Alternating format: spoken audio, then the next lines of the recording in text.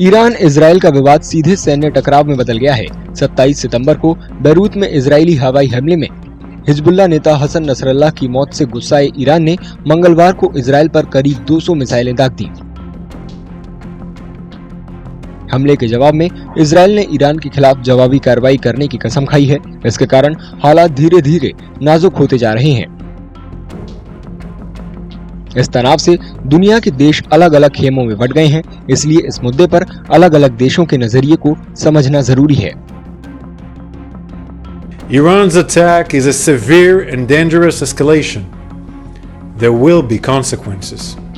Our defensive and offensive capabilities are at the highest levels of readiness.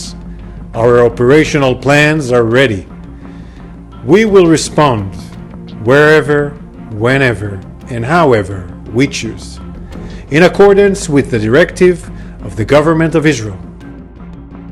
कई देशों के नेताओं ने इजराइल पर ईरान की मिसाइल हमलों की निंदा करते हुए कड़ा एतराज जताया है।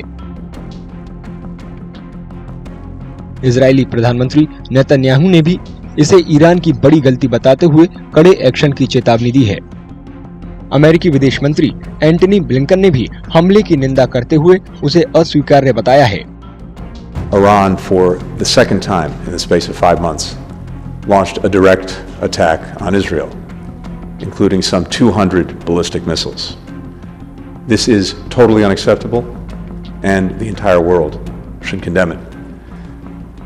Initial reports suggest that Israel, with the active support of the United States and other partners, effectively defeated this attack. अमेरिकी प्रशासन ने खुले तौर पर इजराइल को अपना सपोर्ट दिया है। वहीं भारत इस विवाद को हल करने के लिए इजराइल और ईरान के बीच बातचीत की वकालत कर रहा है। Don't underestimate the importance of communication in difficult times.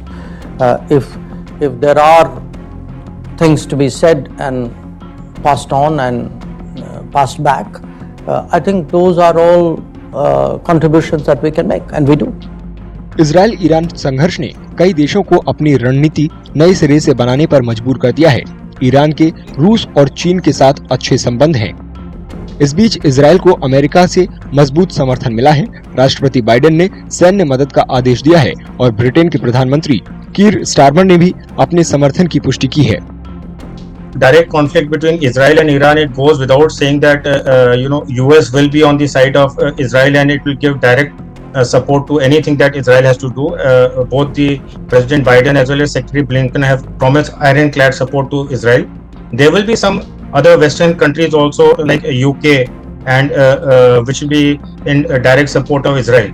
But on the other hand, when we talk of Iran, its two principal allies are Russia and China. Israel Iran संघर्ष में पर्दे के पीछे से कई देश के शामिल होने से हालात गंभीर हैं। हालांकि इंटरनेशनल कम्युनिटी में तनाव कम करने के लिए डिप्लोमेसी की अपील की है, लेकिन इन कोशिशों की कामयाबी पर संदेह बना हुआ है। जानकारों का मानना है कि रीजनल नेताओं को ग्लोबल कम्युनिटी के सपोर्ट से संघर्ष को खत्म करने के लिए कोशिश करनी चाहिए। अगर आप ये वीडियो YouTube पर देख रहे हैं तो हमारे चैनल को सब्सक्राइब करें और बेल आइकन को दबाना ना भूलें। अगर आप Facebook पर ये वीडियो देख रहे हैं तो हमारे पेज को लाइक करें।